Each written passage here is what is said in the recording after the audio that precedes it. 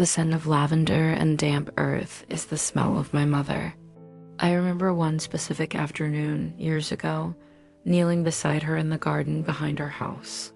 Her hands, though frail from her illness, were steady as she showed me how to prune the rose bushes. The sun was warm on my back, and the world felt peaceful. "This house has deep roots, Clara," she told me, her voice a soft whisper against the hum of the bees. "It has seen our family through everything." She looked at me then, her eyes holding a deep, sad wisdom. "No matter what happens, this will always be your safe harbor. I will make certain of it." I was her caregiver, her companion, her daughter. I believed her with every fiber of my being. I watered the roots she spoke of with my own youth, my own sacrifices. I just never imagined I would be the one they would try to poison. My brother, Leo, was a storm. He would blow into our lives with the force of a hurricane, full of grand ideas and charismatic promises, and leave a trail of financial and emotional wreckage in his wake. My father, Arthur, was the man who would, dutifully, almost proudly, rebuild everything Leo broke. I, on the other hand, was expected to be the calm weather, the steady, predictable climate in which everyone else lived. The favoritism was not a secret. It was a cornerstone of our family's architecture. When Leo dropped out of college to start his first revolutionary tech company, my father invested $60,000 without blinking. When it failed within a year, my father sighed, patted him on the back, and said, "Well, son, you have to risk it to get the biscuit." Meanwhile, I had given up a scholarship to a prestigious culinary school to come home and care for our mother, Isabel, whose multiple sclerosis was progressing. My father's comment on my decision was, "It is for the best. That industry is so unstable. You're safe here." Safe was his word for trapped. The small injustices were daily occurrences. Leo would call, needing his car payment covered, and my father would wire the money instantly. I would mention that the roof was leaking into the attic, and my father would tell me to put a bucket under it, claiming a roofer was an unnecessary extravagance at the moment. When Leo announced his engagement to a woman he had known for 3 months, my father offered them a down payment on a condo. When I spent my own small savings to renovate the downstairs bathroom to make it wheelchair accessible for our mother, my father criticized the cost of the grab bars. For 10 years, my life revolved around my mother's needs. I managed her medications, cooked her meals, drove her to appointments, and read to her in the evenings when the pain made it difficult for her to sleep. She was my world, and caring for her in the home she loved was a privilege, not a burden. But it was a sacrifice. My friends built careers, traveled, and started families. My life was contained within the 4 walls of that house. During this time, Leo lived a life of chaotic glamour. He moved from city to city, from one failed venture to the next, always financed by our father. His visits home were rare and brief. He would arrive with expensive gifts, charm our mother for an hour, and then spend the rest of the visit in our father's study, emerging with a freshly signed check. He never once offered to help me, not even to sit with our mother so I could go grocery shopping. He saw my role not as a sacrifice, but as my natural place in the world. I was the caregiver. He was the visionary dot my father reinforced this narrative at every turn. He would boast to his friends about Leo's tenacity and brilliant business mind, conveniently omitting the part about the bankruptcies. About me, he would say, "Clara is such a good girl, so devoted. We do not know what we would do without her." It was a compliment that felt like a cage. They needed me to be the stable, responsible one so that Leo could be the reckless, brilliant one. My stability was the resource that fueled his instability. Our mother saw the dynamic clearly. In her quieter, more lucid moments, she would take my hand and say, "Do not let your father's blindness define your worth, Clara. You are the strongest person I know.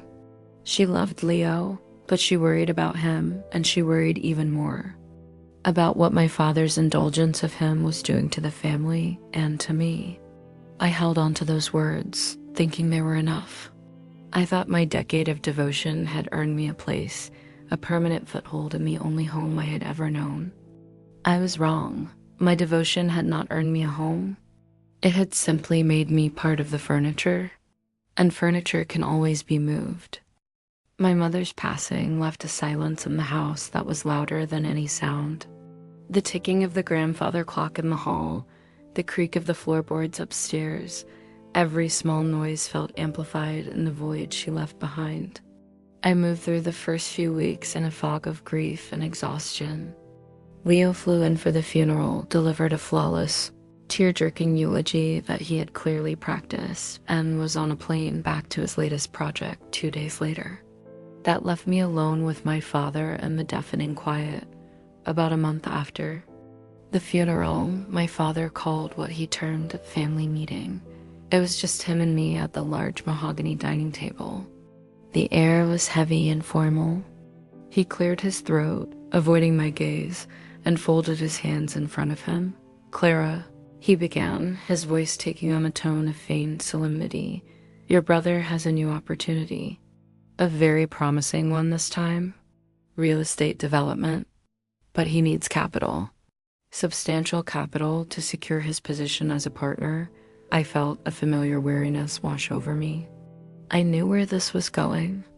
"And he has asked you for the money," I stated, not as a question, but as a fact.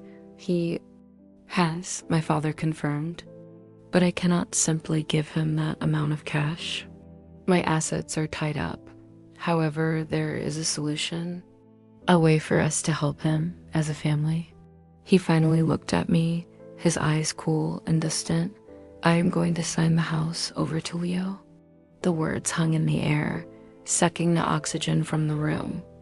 I could not have heard him correctly. "What did you say?" I whispered.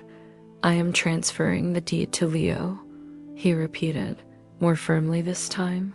"He can use the house as collateral to secure the loan for his business. It is the only way." My mind reeled. The house, this house, but Mother promised me. She said this would always be my home. I have lived here my entire life. I cared for her here for 10 years. My father waved a dismissive hand, as if brushing away a fly. "And you will continue to live here, Clara? Do not be so dramatic. This is simply a formality. It is a piece of paper. Nothing will change for you. We are family, and family must support one another. Your mother, bless her soul, was a sentimental woman, but she would have understood that we must be practical. Leo needs our help." I felt a cold dread creeping up my spine. "A piece of paper? Dad, the deed is not just a piece of paper. If the house is in his name, he owns it. It is his. He is your brother." He boomed, his voice rising in frustration at my lack of immediate compliance. "He would never do anything to hurt you. This is to help him get on his feet once and for all. It is a temporary measure. Once his business takes off, he can sign it right back. You must trust me. You must trust your brother." He was asking me to trust the two people who had spent a lifetime proving they were untrustworthy, but I was grieving. I was emotionally exhausted, and for my entire life, I had been conditioned to placate, to agree, to be the good girl. Arguing with my father was like arguing with a brick wall. Defeated and against every screaming instinct in my body, I nodded numbly. I did not fight. I did not scream. I just sat there, hollowed out, as he explained that the lawyer would be by with the papers the next day. 2 months passed. I tried to believe my father's words, tried to convince myself that nothing had changed. But a shadow had fallen over the house. It no longer felt like my own. Then the certified letter arrived. It was cold, official, and printed on the letterhead. Of a law firm I did not recognize. It was a formal eviction notice. It stated that the current owner, Leo Vance required the property to be vacated within 30 days as he intended to sell it. The words blurred through my tears. I called Leo, my hands shaking so violently I could barely hold the phone. He answered on the second ring, his voice breezy and unapologetic. "Oh, that," he said, as if I were asking about a trivial matter. "Yeah, sorry about the formal notice, Clara. The investors insisted. It is just part of the deal. They need the asset to be unencumbered before they release the funds. Unencumbered?" "Leo, I live here," I shrieked, the raw panic tearing at my throat. "Dad said nothing would change." "He said you would never." "Kick me out." There was a short, humorless laugh on the other end of the line. "Dad says a lot of things. Look, be realistic. This is a multi-million-dollar business deal. I cannot let your living situation get in the way of that. You will find another place. You are resourceful." The line went dead. He had hung up on me. The betrayal was so absolute, so profound, it was physically painful. It was not just a house. It was my life, my history, my sacrifice. My father had not just given my house to my brother. He had held the door open while my brother threw me onto the street. I was homeless, powerless, and utterly, devastatingly alone. The 30 days granted by the eviction notice were the darkest of my life. I spent them in a haze of disbelief and sorrow, packing my life into cardboard boxes. My father was conveniently unreachable on an extended business trip with Leo to finalize the deal. He had left me to face the consequences of his betrayal alone. Every book I packed, every photograph I wrapped, was a fresh torment. The house itself seemed to mourn with me, its familiar creaks and groans sounding like sighs of despair. Leo, in his infinite cruelty, had movers scheduled for the final day, a clear message that my departure was not negotiable. I was packing up my mother's things from her bedroom on the second to last day. It was the room I had avoided, the one that held the most potent memories. Her scent still lingered on her sweaters. Her favorite books were still stacked on the nightstand. In the corner of her closet was a large cedar hope chest she had inherited from her own mother. It was where she kept her most treasured possessions, her wedding dress, my baby shoes, old family albums. I ran my hand over the cool, smooth wood. My father had told me to just leave it for the donation truck, but I could not. I found the small, antique key in her jewelry box and opened the lid. The scent of cedar and old memories washed over me. I began carefully removing the contents, tears streaming down my face. Underneath a pile of her hand-knitted shawls, my fingers brushed against something that did not belong. A large, thick manila envelope, sealed with wax dot. My name, Clara, was written on the front in my mother's elegant, familiar script. Below my name, she had written a short, chilling instruction: "To be opened only when you feel truly alone." My breath hitched. I felt a tremor of something, fear, hope, premonition run through me. I was truly alone. I carefully broke the wax seal and pulled out the contents. It was not a letter. It was a legal document. Several pages, professionally typed, bound with a blue ribbon. The header read, "The last will and testament of Isabel Vance." My heart hammered against my ribs. My father had told the probate court that my mother had died intestate, without a will, which meant all her assets, including her half of the house, automatically went to him. But this document in my hands was dated just 6 months before her death. It was signed by her and witnessed by 2 of her hospice nurses. It was real. With trembling hands, I began to read. The legal language was dense, but the core of it was terrifyingly clear.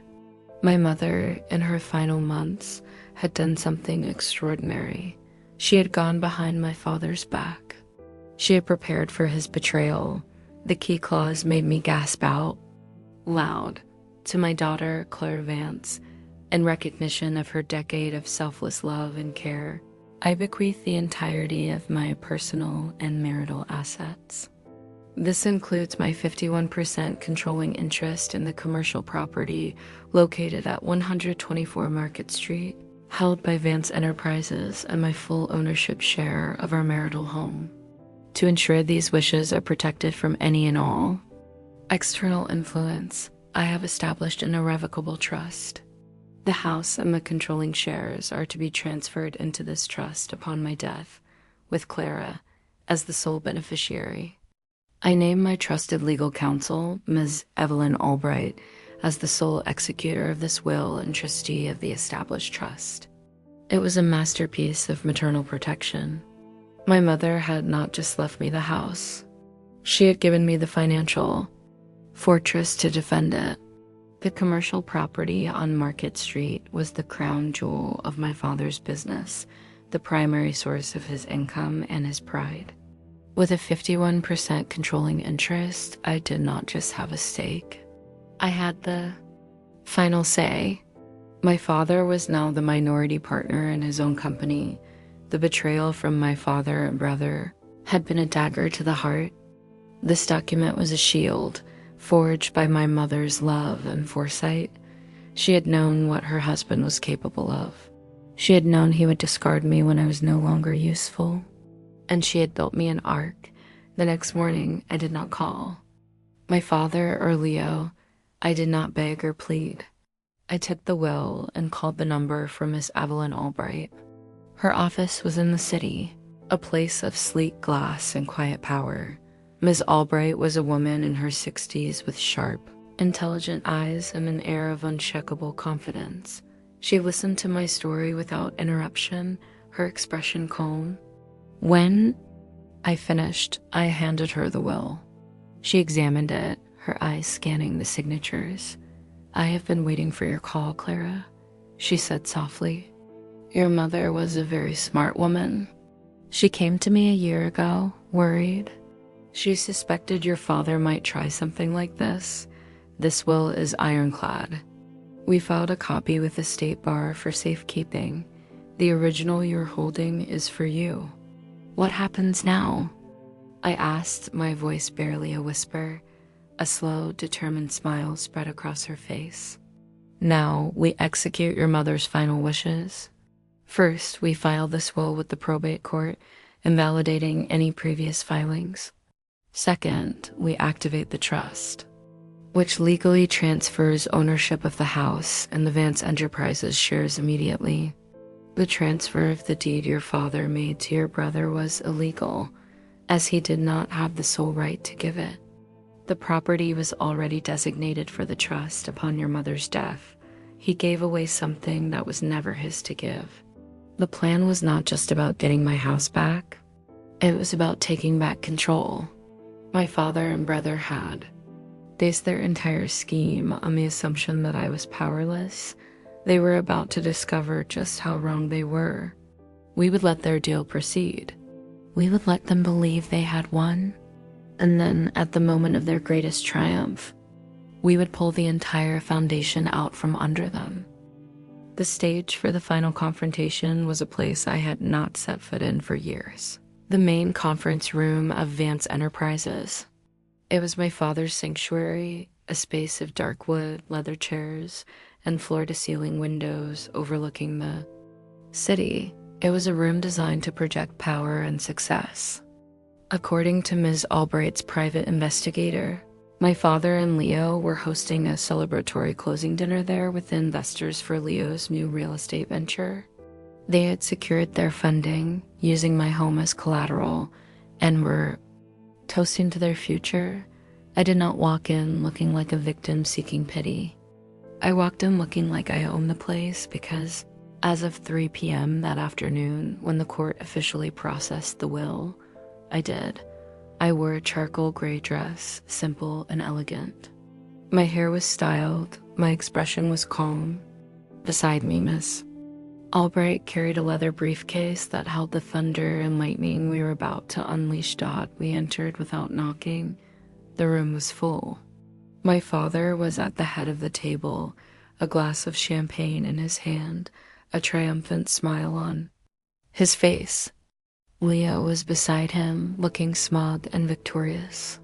There were 3 other men in expensive suits, the investors. All conversation stopped. Every head turned towards us. My father's smile vanished, replaced by a dark glower. Clara, what is? The meaning of this? This is a private celebration. You are not welcome here. Leo sneered.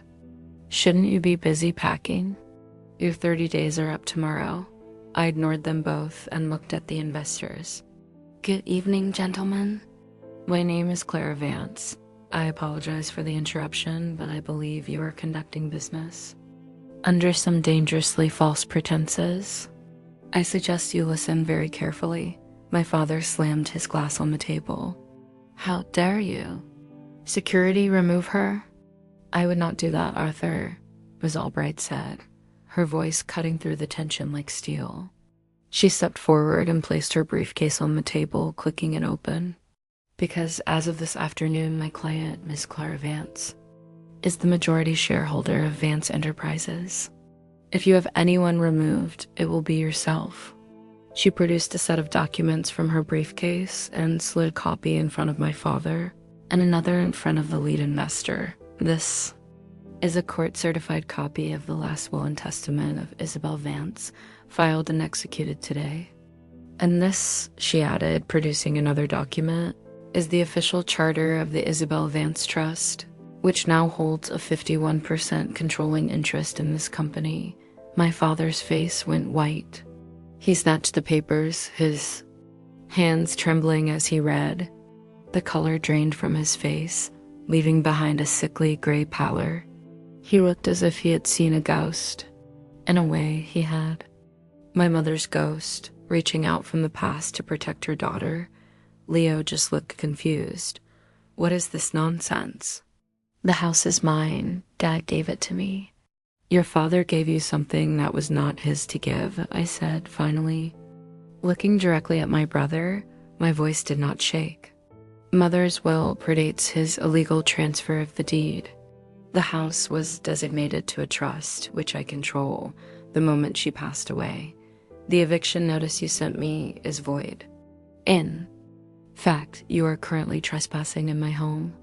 The lead investor, a shrewd-looking man named Mr. Harrison, was reading the documents intently. He looked up, his gaze shifting from the papers to Leo, his expression hardening. Is this true? The collateral you presented for this loan, the house, you do not legally own it? Leo stammered, looking to our father for help, but Arthur was speechless, slumped in his chair, staring at our mother's signature on the will. It is a misunderstanding, Leo sputtered. There is no misunderstanding, Ms. Albright stated. The loan agreement you signed is fraudulent. The asset was secured under false pretenses. I believe that not only nullifies your deal, but it also opens you up to significant legal liability. Mr. Harrison and his partners stood up in unison. The celebratory atmosphere had evaporated, replaced by a chilling silence. Our lawyers will be in touch, Mr. Harrison said, his voice dripping with ice. He did not even look at my father or brother as he and his team gathered their things and walked out of the room. They left without a single backward glance. The dream was over. Leo's multi-million-dollar venture had vanished into thin air. He stood there, his face a mask of disbelief and fury. He turned on me, his eyes wild. You did this. You ruined everything. No, Leo, I said, my voice quiet but firm. You ruined everything when you decided that your greed was more important than your family. You and Dad made a calculated decision to throw me away. You just calculated wrong. I then turned to my father. He looked like a broken man. His power, his authority, his entire world had been built on the foundation of that company, and I now own the ground beneath it. As the new majority shareholder, I said, the words feeling both strange and powerful on my tongue. My first official act will be to call for a full audit of the company's finances. Specifically, I want to see a detailed accounting of all personal loans and investments made to non-employees over the past 10 years. The last bit of color drained from his face. We both knew that audit would reveal the hundreds of thousands of dollars he had funneled to Leo. I looked around the conference room at the empire my father had built. "Things are going to be very different around here," I said. Then I turned and walked out with Ms. Albright by my side, leaving them alone in the wreckage of their own making. Returning to my house that evening was surreal. The boxes were still stacked in the halls, monuments to a departure that would never happen. But the shadow of dread was gone, replaced by a profound sense of peace. I walked through the rooms, touching the walls, and it felt like coming home for the first time. I went out to the garden and stood by my mother's rose bushes. In the quiet of the evening, I could almost hear her whisper, "Welcome home, Clara. Welcome to your safe harbor." The weeks that followed were a testament to my mother's brilliance. The audit of Vance Enterprises revealed exactly what I expected. My father had been treating the company like his personal piggy bank to fund Leo's extravagant failures. With the evidence of financial malfeasance, Ms. Albright negotiated a new corporate structure. My father was forced to step down as CEO. He was allowed to retain his minority shares and a small salary, but he lost all decision-making power. His reign was over. For a man whose entire identity was wrapped up in his authority, it was a fate worse than being fired.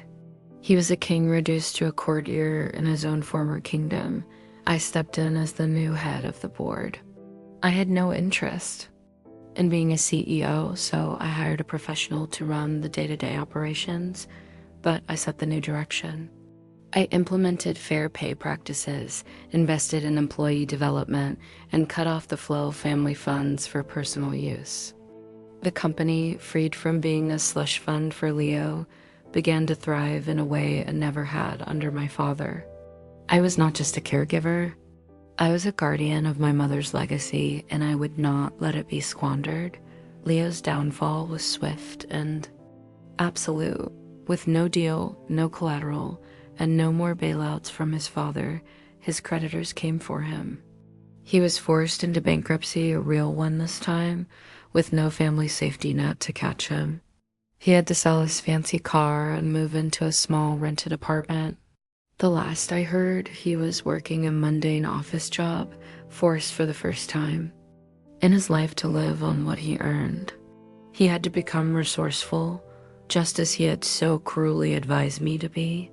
I never spoke to my father or brother again. There was nothing left to say. The family I had once fought so hard to please had been an illusion. The real family I had was the memory of my mother and the incredible posthumous gift she had given me. Life in my house became my own. I unpacked my boxes, not as a refugee, but as the rightful owner. I enrolled in an online culinary program, reclaiming the dream I had deferred for so long. The house that had once been my cage was now my sanctuary, a place of healing and rebirth. I hosted dinner parties for my friends, filling the rooms with laughter and the aromas of good food.